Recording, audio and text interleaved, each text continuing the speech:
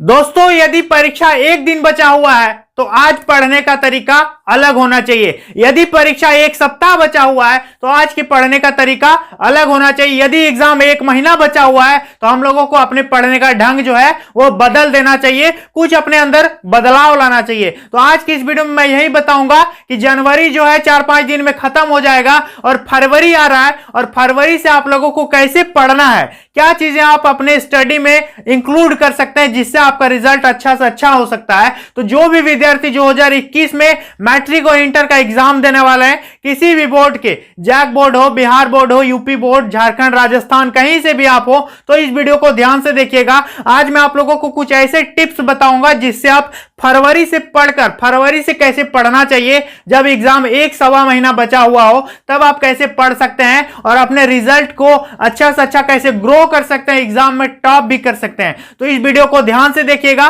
और यदि चैनल पर पहली बार आए तो सब्सक्राइब कर लीजिएगा ताकि मैं आप लोगों को ऐसे ही मोटिवेट कर सकूं और आप लोगों के रिजल्ट आने तक आपको सहयोग हमेशा कर पाऊं। और दोस्तों, इस वीडियो को शुरू करने से पहले मैं एक बात कहना चाहूंगा कि इससे पहले मैंने एक वीडियो बनाया था कि एग्जाम में कॉपी कैसे लिखना है। एग्जाम में मैट्रिक में हो या इंटर में हो तो एग्जाम में कॉपी को कैसे लिखा जाता है ताकि अच्छा से अच्छा मार्क्स मिले। तो उस वीडियो को 1,80,000 विद्यार्थियों ने देखा है और काफी विद्यार्थियों ने उस पर बहुत अच्छे अच्छे कमेंट किए हैं कि सर आप बहुत अच्छा बताए। लगभग क्या बताऊं मैं, 2-3 हजार कमेंट आ गया है और 1,80,000 विद्यार्थियों ने देख लिया। पूरे ऑल इंडिया से मुझे कमेंट आ रहे हैं कि सर बहुत अच्छा, ऐसे ही और वीडियोस बनाइए। तो यदि आपने वो वीडियो नहीं देखा है तो मिस नहीं कीजिएगा। इस वीडियो को देखने के बाद लिंक जो आई बटन में दिया हुआ है या नीचे डिस्क्रिप्शन में दिया रहेगा, तो जाकर के जरूर देखिएगा। दोस्तों, उस वीडियो में मैंने ये बताया कि एग्जाम में कॉपी को कैसे लिखा जाता है, क्या क्या गलतियां नहीं करनी है, कैसे आप लोगों को क्या करना होगा एग्जाम में, कैसे कॉपी को लिखेंगे,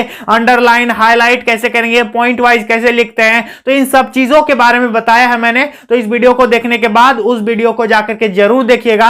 तो इस वीडियो में मैं आप लोगों को बताऊंगा कि फरवरी से आप लोगों को क्या करना चाहिए, क्या नहीं करना चाहिए, ठीक है। और जब एग्जाम आ जाएगा आप लोगों को नजदीक, तो मैं एग्जाम हॉल में जाने से पहले आप लोगों को क्या होशियारी करना है, क्या क्या गलतियां नहीं करनी, उसका भी वीडियो बना दूंगा। तो इस चैनल को जुड़े रहिएगा। मेरा नाम है मोहन कुमार और आप देख रहे हैं MK4 स्टडी। तो चलिए दोस्तों, आज की इस वीडियो को शुरू करते हैं। तो देख सकते हैं कि फरवरी से कैसे पढ़ें। यहां पर कुछ पॉइंट्स मैंने बनाया है। इस पॉइंट्स को स्क्रीनशॉट लेना बहुत जरूरी नहीं है, लेकिन सबसे जरूरी है इसको समझना कि यहां पर क्या बताया गया है। जितना लिखा है सिर्फ उतना नहीं बताऊंगा मैं, इसके अंदर एक के अंदर बहुत सारी जानकारियां दूंगा। तो इस वीडियो को लास्ट तक देखिएगा।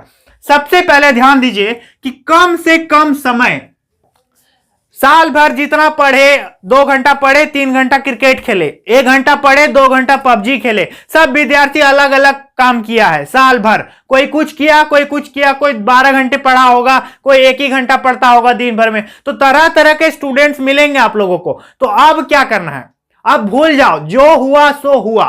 साल भर जो हुआ सो हुआ, उससे हमको कोई मतलब नहीं है। लेकिन अब क्या होगा, इससे हमें मतलब है। भविष्य क्या होगा वो मत सोचिए, पास्ट कैसे चला गया वो मत सोचिए। अब वर्तमान में आप क्या कर रहे हैं उसको देखिए, वही आपका भविष्य बनाएगा। समझ में आ गया। तो यहां देख सकते हैं कम से कम समय। अब आपका फरवरी से पढ़ने का जो मिनिमम टाइमिंग होना चाहिए वो क्या होना चाहिए दोस्तों, 8 to 10 आवर्स।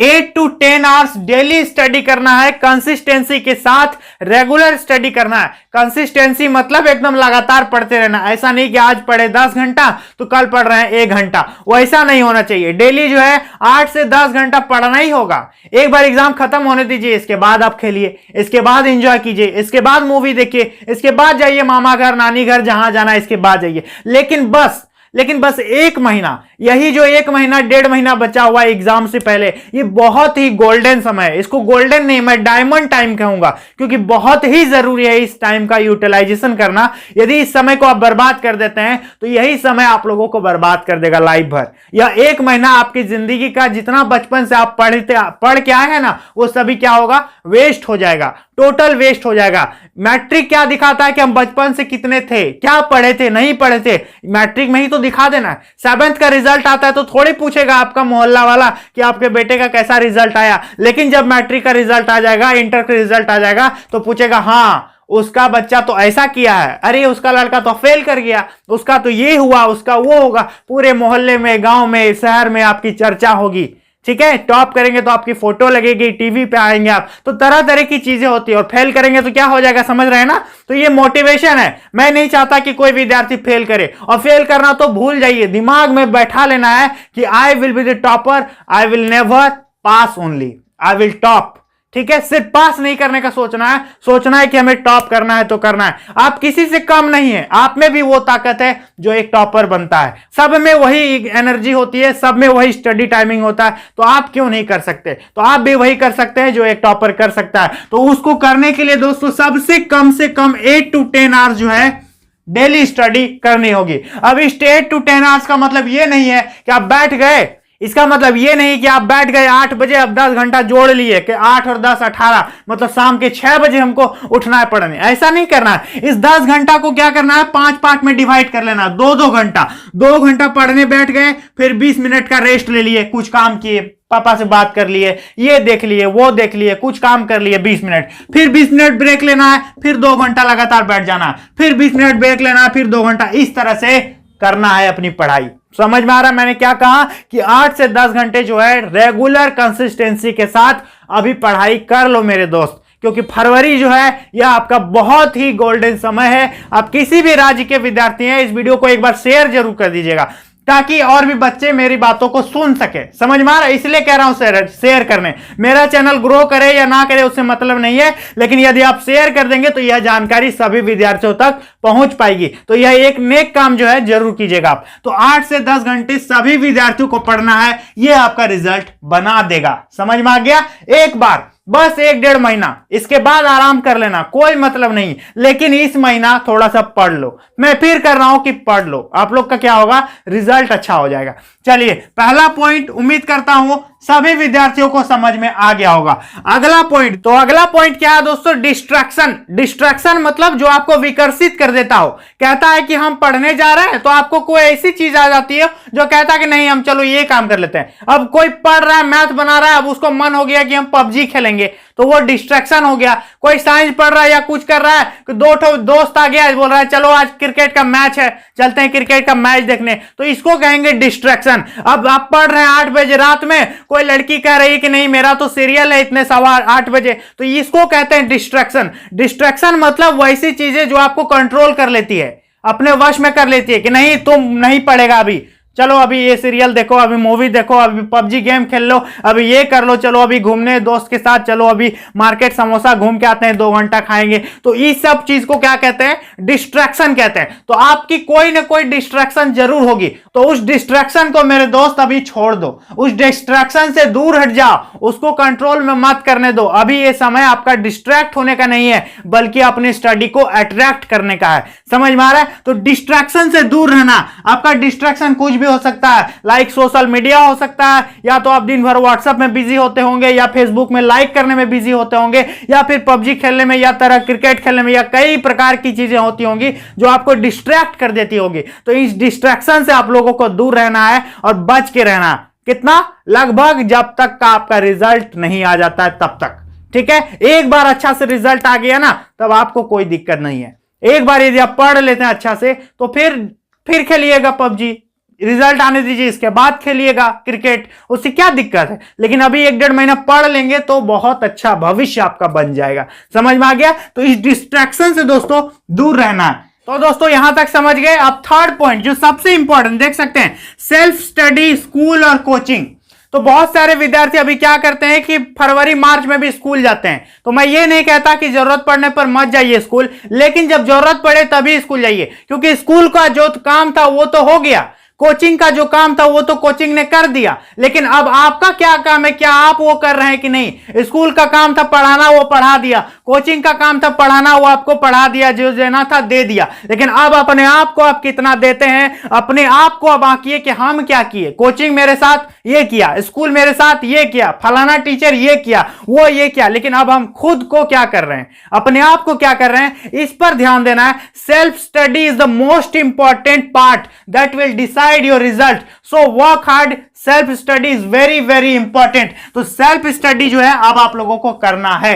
तीसरा पॉइंट ध्यान देंगे दोस्तों, सेल्फ स्टडी बहुत जरूरी है। कोचिंग अब नहीं जाएंगे, स्कूल अब नहीं जाएंगे, जब जरूरत होगा, जब सर बुलाएंगे कि हाँ ये इंफॉर्मेशन है आ जाओ तो चल जाइएगा, लेकिन अभी समय है सेल्फ स्टडी करने का।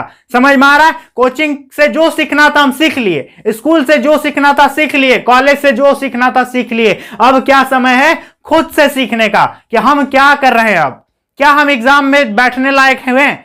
कोचिंग तो पढ़ा दिया, क्या हम उसको कितना लिए हैं अपने अंदर और एग्जाम में कितना दे पाएंगे अपनी तरफ से? तो इस चीज पर आप लोगों को ज्यादा फोकस करनी है। तो self study is the most important component, keep in your mind. Now coming to the next point, ध्यान देंगे चौथा पॉइंट क्या है, सैंपल पेपर। तो मैंने पहले भी बताया था कि सैंपल पेपर जो है प्रीवियस ईयर क्वेश्चन पेपर से बिल्कुल अलग है। प्रीवियस ईयर क्वेश्चन पेपर में क्या है कि पहले का क्वेश्चन पूछने का ढंग अलग था, 2013 का अलग था, 14, 15, 16, 17, 18, 19 सबका अलग था, लेकिन बी वाला क्या है सबसे अलग होगा। क्यों? क्योंकि पिछला बार क्या था, क्वेश्चन का पैटर्न अलग था, सिलेबस 100% था, इस बार सिलेबस घट गया है, इस बार क्वेश्चन पूछने का ढंग अलग है। पहले ऑब्जेक्टिव कम आता था, अब ऑब्जेक्टिव ज्यादा आ रहा है। तो अब आप लोगों को क्या पढ़ना है, प्रीवियस ईयर क्वेश्चन पेपर पढ़ने से ज्यादा क्या जरूरी है पढ़ना, सैंपल पेपर। कोई भी मार्केट से एक बेस्ट सैंपल पेपर जो मार्केट पे चलन हो, जिसको आप पर विश्वास है, जो ज्यादातर स्टूडेंट्स खरीदते हो, उस सैंपल पेपर को आप लोगों को चुनना है। ठीक है, उस सैंपल पेपर को चुन लीजिए और सैंपल पेपर बनाना बहुत जरूरी है, क्योंकि सैंपल पेपर किससे बनता है पता है? सैंपल पेपर बनता है मॉडल पेपर से। और मॉडल पेपर मेरा उम्मीद है सभी विद्यार्थी बना ही लिए होंगे, लेकिन मॉडल पेपर तो एक सेट है या दो सेट है, लेकिन सैंपल पेपर क्या कहता है कि उस मॉडल पेपर से देखता है कि हाँ ऐसा क्वेश्चन आ रहा है, तो एक क्वेश्चन मॉडल पेपर में वैसा है, तो उस तरह से वो 10 क्वेश्चन बना देता है। सैंपल पेपर वाला क्या करता है कि जैसे वहां 2 SI मात्रक पूछता है, तो वो अंदाज लगा लेता है कि हाँ कहां से SI मात्रक आ रहा है, तो अपना जो प्रेस वाले हैं वो बना लेते हैं कि इतना मात्रक आएगा। वो नियम वहां मॉडल पेपर में, तो ये अपना और 10 ठो नियम निकाल देता है कि ये भी आ सकता है। तो सैंपल पेपर पढ़ना बहुत जरूरी है। प्रीवियस ईयर क्वेश्चन पेपर इस बार नहीं भी पढ़ेंगे तो चलेगा, लेकिन सैंपल पेपर मॉडल पेपर पढ़िए। मॉडल पेपर यह इंडिकेट करता है कि आपका कॉपी कैसा आएगा एग्जाम में, क्वेश्चन कैसा आएगा, लेकिन सैंपल पेपर यह बताता है कि कैसा कैसा और आएगा। ठीक है, हम बता रहे हैं कि और भी मॉडल पेपर तो कितना आएगा, 1-2 सेट आएगा, ज्यादा से ज्यादा 3-4 सेट आएगा, लेकिन सैंपल पेपर पढ़ लीजिएगा तो वो क्या होगा, एक प्रैक्टिस हो जाएगा एग्जाम में। वैसा ही आप लोगों को वहां देखने को मिलेगा। तो सैंपल पेपर पढ़ना बहुत जरूरी है। ये जो मैं पॉइंट्स बता रहा हूं दोस्तों, इसको ध्यान से सुनिएगा आप सभी और एक कॉपी में नोट करके रखिएगा, और यदि मैं कुछ भी गलत बता रहा हूं तो एक कॉमेंट करके मुझे जरूर बता दीजिएगा। चलिए, सैंपल पेपर हो गया। अगला है difficult timing for studies. Difficulties, जो भी आपका डिफिकल्टीज है, अब पढ़ने का सही समय क्या होना चाहिए, देखिए समझिए मेरे साथ कि आप पढ़ते हैं, मैथ पढ़ते हैं, साइंस पढ़ते हैं, जो भी फिजिक्स, केमिस्ट्री, इंग्लिश कुछ भी पढ़ते हैं, तो आपको लगता है कि फिजिक्स में हम कमजोर हैं। सबको लगता है कि हर विद्यार्थी सोचता है कि ये सब्जेक्ट मेरा बढ़िया है, ये सब्जेक्ट हम कमजोर है, इस सब्जेक्ट में हमको पकड़ नहीं है, इस सब्जेक्ट में मेरे साथ घटना हो सकती है। तो इस सब्जेक्ट को क्या करेंगे, तो जो सब्जेक्ट आपका दिक्कत है मेरे दोस्त, जिस सब्जेक्ट में आपको दिक्कत हो रही है, परेशानी हो रही है, एग्जाम में क्वेश्चन आपसे छूट जाएगा, उस सब्जेक्ट को कब पढ़ना है, मॉर्निंग में। ध्यान दीजिए, यदि आपसे फिजिक्स नहीं होता तो फिजिक्स को मॉर्निंग में पढ़िए, केमिस्ट्री नहीं होता तो केमिस्ट्री को मॉर्निंग में पढ़िए, मैथ नहीं होता तो मैथ को मॉर्निंग में पढ़िए, और बाकी दिन भर रात भर जो है आपका जो है यूजुअली सब्जेक्ट उसको पढ़िए। लेकिन जो डिफिकल्टीज है, डिफिकल्टीज सब्जेक्ट को क्या करना है, मॉर्निंग में पढ़ना है। आप 5 बजे, 4 बजे, 6 बजे, सुबह जब भी है 9 बजे से पहले डिफिकल्टीज को सॉल्व कीजिए। उस वक्त क्या होता है, आपका माइंड जो है वो ब्लैंक होता है। समझ में आ गया? रात भर सोए हैं, दिन में जगेंगे, तो जो पहला चीज मिलेगा दिमाग को वो क्या करेगा, पूर्ण रूप से ले लेगा, फुल्ली ऑब्जर्व कर लेता है। समझ में आ गया? तो जो कठिनाई है, आपको दिक्कत है, उस सब चीजों को क्या करना है, मॉर्निंग में स्टडी करनी है, 9 बजे से पहले। Is that clear? चलिए अगला पॉइंट जो सबसे important, lock your self in a room. Lock your self in a room, अपने आप को एक रूम में बंद कर लीजिए। ऐसा नहीं कि रूम में बंद करके ताला मार दिए, वो गलती नहीं करनी है। रूम में बंद करने का मतलब जैसे कि कोई एक विद्यार्थी राजू, तो अब पड़ोस वाले ऐसा बोलेंगे कि अरे ये राजू कहां है, 10 दिन से दिखाई नहीं दे रहा है, तब वो तीसरा वाला क्या कहेगा पता है, कि अरे उसका एग्जाम वो अभी पढ़ रहा है। ऐसा होना चाहिए लॉक करने का मतलब, कि फालतू समय में आप दिखे नहीं, ऐसा नहीं कि कोई विद्यार्थी अरे ये तो दिन भर घूमते रहता है मोहल्ले में, कहाँ क्या कर पढ़ता है जी, एग्जाम है पढ़ो लिखो, तो ऐसे लोग बोल देते हैं। लेकिन एक विद्यार्थी ऐसा होता है कि अरे वो तो दिखता ही नहीं, कहां गया है, कहीं बाहर गया है क्या, तो लोग क्या कहेंगे, नहीं उसका एग्जाम है अगला महीना इसलिए वो पढ़ रहा फोकस करके। तो लॉक करने का मतलब ये होता है कि अपने आप को ऐसा बना लीजिए कि मोहल्ले वाले सोचेंगे कि आप कहीं चले गए हैं, अपने आप को पढ़ाई में इन्वॉल्व कर लेना है। ठीक है, यह समय बहुत जरूरी है। समझ में आ गया? तो अपने आप को लॉक कर लेना है। लॉक मतलब स्टडी में लॉक कर लेना है, घर में ही रहिए, कहीं जाने की कोई जरूरत नहीं, बस पढ़िए, बस पढ़िए, सिर्फ पढ़िए। समझ में आ गया? तो ये नेक्स्ट पॉइंट है, lock your self, keep in your mind. Next point, sleep less study more. Next point क्या है? Sleep less study more. देख के ही पता चल रहा है, कम सोना है, पढ़ना है ज्यादा। कुछ विद्यार्थी दिन में भी सोते हैं, जो सबसे बेवकूफ होते हैं, जो एग्जाम के पहले दिन में सोता है वो सबसे बेवकूफ होता है। अब एग्जाम से पहले क्या सोना है, 1 महीना कम ही सोएंगे तो क्या दिक्कत है बताओ? रात पे तो सोते ही हैं, 8 घंटे 7 घंटे सोते हैं कि नहीं सोते हैं? तो 1-1.5 महीना दिन में नहीं सोएंगे भाई तो क्या हो जाएगा? कुछ घट जाएगा? नहीं घटेगा। रात में ज्यादा 1 घंटा और सो लेना, लेकिन दिन में मत सोइए। स्लीप लेस स्टडी मोर मतलब कम सोइए, पढ़िए ज्यादा। यदि आपको दिन में नींद आता ही आता है तो दिन में 2 घंटा सोइए, लेकिन उस 2 घंटे को रात में जगना पड़ेगा। इस बात को ध्यान दीजिएगा। समझ में आ गया? यानी sleepless study more is very important. अभी सोने का समय नहीं है, अभी पढ़ने का समय है। समझ में आ गया? This time is not for sleeping, this time is for only study. तो यहां पर ज्यादा सोना नहीं है, ज्यादा क्या करना है? पढ़ाई करनी है। चलिए अगला पॉइंट क्या है, ध्यान दीजिएगा, इक्वल वैल्यू। ये मैंने क्यों लिखा है कि इक्वल वैल्यू? अब किसी को पता चल गया कि मेरा फिजिक्स कमजोर है, अब वो क्या कर रहा है लास्ट महीने में पता है, एकदम दिन रात फिजिक्स को दे रहा है, फिजिक्स में ही वो अपना सब समय फिजिक्स में ही बर्बाद कर रहा है। तो वो क्या होगा, वो तो सोच रहा है कि मेरा फिजिक्स कमजोर है तो हम फिजिक्स पढ़ रहे हैं। तो उससे क्या होगा दोस्तों कि यदि इक्वल वैल्यू आप लास्ट में नहीं देंगे ना तो क्या होगा कि जो आप पढ़े थे वो भी भूल जाइएगा। इसलिए आपको जो दिक्कत है उस पर 1-1.5 घंटा ज्यादा दीजिए, लेकिन सब सब्जेक्ट को बराबर देख के चलना पड़ेगा, नहीं तो इससे क्या होगा, रिजल्ट आपका खराब हो जाएगा। जो सब्जेक्ट में दिक्कत है उसको सुबह उठ के 1-2 घंटे ज्यादा पढ़िए, लेकिन जो सभी सब्जेक्ट को बराबर प्राथमिकता देना है, क्योंकि एक सब्जेक्ट आपका रिजल्ट नहीं बनाने वाला, रिजल्ट बनाएगा टोटल सब्जेक्ट का मार्क्स जोड़ करके रिजल्ट आपका बनेगा। यदि एक सब्जेक्ट डाउन हो जाता है तो दूसरा सब्जेक्ट भी अप होके क्या फायदा? मैथ में 98 आ गया, इंग्लिश में 34, बेकार है भाई। तो ऐसा करना से बेकार है। इसलिए सभी सब्जेक्ट को बराबर प्राथमिकता देनी है, इक्वल इंपॉर्टेंस देना है सभी सब्जेक्ट को। लेकिन हाँ, जो सब्जेक्ट में दिक्कत है उसको आप थोड़ा 1 घंटा ज्यादा पढ़ लीजिए, टीचर से हेल्प लीजिए, अपने सीनियर से हेल्प लीजिए, स्कूल जाइए कभी फुर्सत निकाल के 1-8 घंटा कि सर हमको यहां दिक्कत है बता दीजिए, तो ये हो सकता है। लेकिन इक्वल वैल्यू देना है सभी सब्जेक्ट को। ठीक है, चलिए और लास्ट पॉइंट है, गिव योर 200%।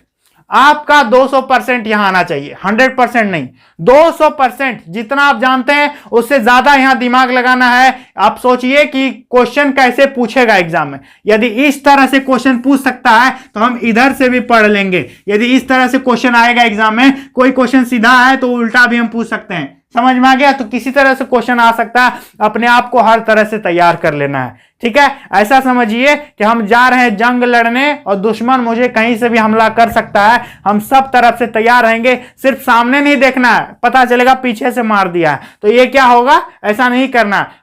200% अपनी स्टडी को देना है। यही समय है, आप कितने तेज हैं, कितने मूर्ख हैं, कितना टैलेंट है, कितने होशियार हैं, कितने बुद्धू हैं, यही समय है दिखाने का। इसलिए इस समय को सही तरह से दिखा देना है। और कौन कौन विद्यार्थी इस वीडियो को यहां तक देखा है, एक बार कमेंट करके अपना नाम जरूर लिखिए, मैं उसको गारंटी लेता हूं कि रिप्लाई जरूर दूंगा। मैं उसी विद्यार्थियों को रिप्लाई दूंगा जो इस वीडियो को यहां तक देखा होगा। तो दोस्तों आप लोग वीडियो को पूरा देखिएगा और इस वीडियो को शेयर जरूर कर दीजिएगा, सभी विद्यार्थियों को शेयर कीजिएगा, ताकि सभी विद्यार्थी इस ज्ञान को बांट सकें और कुछ जान सकें कि एग्जाम के पहले क्या क्या करना होगा। समझ में आ गया? तो इस चैनल से आप लोगों को यदि कुछ सीखने को मिला है तो इस चैनल को सब्सक्राइब कीजिए, इस वीडियो को ज्यादा से ज्यादा वायरल कर दीजिए, सभी विद्यार्थियों के Facebook group, WhatsApp group, Instagram, Twitter, Telegram, जहां भेजना है सब जगह भेज दीजिए, ताकि सभी विद्यार्थी इस जानकारी को हासिल कर सके कि सर क्या बताए हैं क्या नहीं बताएं। इस चीज को जानना बहुत ही जरूरी है, बहुत ही जरूरी है। तो सभी विद्यार्थियों को शेयर कीजिएगा। आप सभी किस किस बोर्ड के विद्यार्थी एक बार मुझे कमेंट करके जरूर बताइएगा। तो दोस्तों मिलेंगे नेक्स्ट वीडियो में, तब तक के लिए बहुत बहुत धन्यवाद। लेकिन मेरे ब्लॉग चैनल को जो भी विद्यार्थी सब्सक्राइब नहीं किया है, नीचे लिंक डिस्क्रिप्शन में दिया हुआ है, जा करके सब्सक्राइब जरूर कर लीजिएगा। तो दोस्तों मिलेंगे नेक्स्ट वीडियो में, तब तक के लिए बहुत बहुत धन्यवाद। आप सभी का दिन शुभ हो, सभी को मेरा प्रणाम।